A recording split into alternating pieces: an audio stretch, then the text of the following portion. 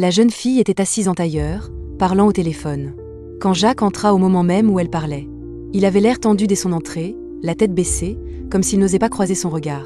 Sa timidité attira son attention, alors elle raccrocha, se leva, et s'approcha lentement de lui avec un ton joueur, légèrement taquin. L'air entre eux devint chaud et chargé, et ils se testèrent avec des plaisanteries légères, comme si une piscine silencieuse remplissait la pièce. À cet instant précis, sa colocataire Lucie rentra à la maison, et comprit la situation en un seul regard. Elle ne dit rien. Elle coupa simplement la musique, entra dans sa chambre, verrouilla la porte, et se jeta sur le lit, tandis qu'une vague de jalousie l'envahissait. Elle ne supportait pas de voir à quel point Jacques se souciait de cette fille, alors qu'il refusait même de la regarder, elle qui avait pourtant essayé si ouvertement d'attirer son attention. 2 semaines plus tôt, Lucie était tombée sur Jacques par hasard.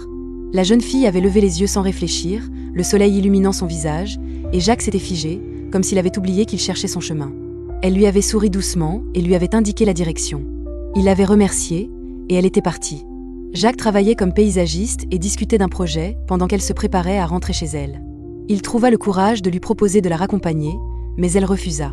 Pourtant, quand il passa devant elle en voiture, elle changea d'avis et monta à bord, et ce simple geste le rendit secrètement heureux. Elle était vive, un peu excentrique, étudiante à l'énergie lumineuse, et au premier regard, Jacques trouva qu'elle ressemblait étrangement à son premier amour d'il y a 20 ans. Elle se sentait attirée par lui aussi, et ne cachait pas son intérêt. Plus tard, Jacques la revit alors qu'il discutait avec un vieil ami.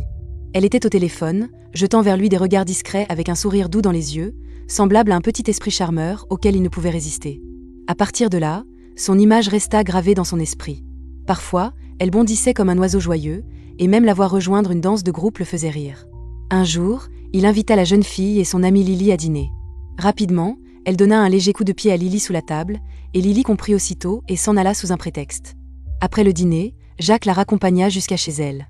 Arrivée devant l'immeuble, elle l'invita à monter un moment, mais il hésita à cause de ses propres insécurités. Il se demandait encore s'il devait conclure la soirée par une simple poignée de main quand elle s'approcha de lui, et l'élan dans sa poitrine le submergea complètement. De retour chez lui, il sortit une vieille photo de son premier amour. Il réalisa que la jeune fille sur la photo avait les mêmes yeux et la même silhouette fine que celle qu'il voyait aujourd'hui. Et lorsqu'il ferma les yeux, il pouvait presque revoir son premier amour au piano, avec cette grâce familière.